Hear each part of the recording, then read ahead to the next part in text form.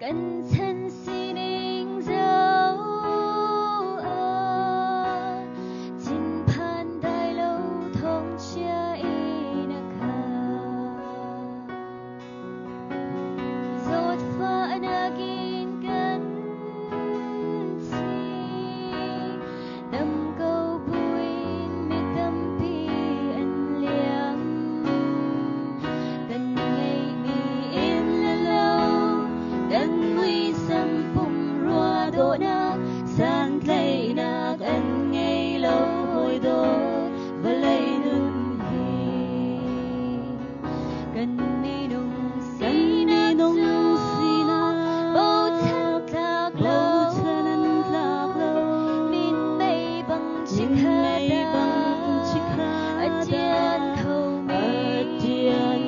mi bờ hốt bị lạc lâu dây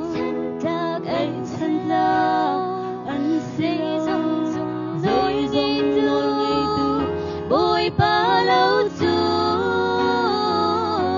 nắng âm bị lạc dây anh lâu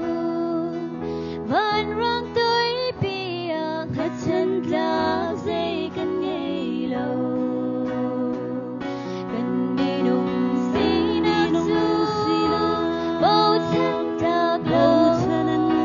lâu min mây bằng chiếc hà đá adian khâu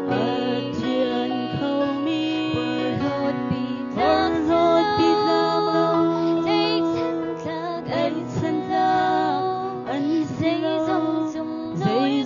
nối ngày tu bồi ba lâu chuột nắng âm bị lạc dây anh lâu van răng tới bia hết chân lạc dây cần ngày lâu van răng tới bia hết chân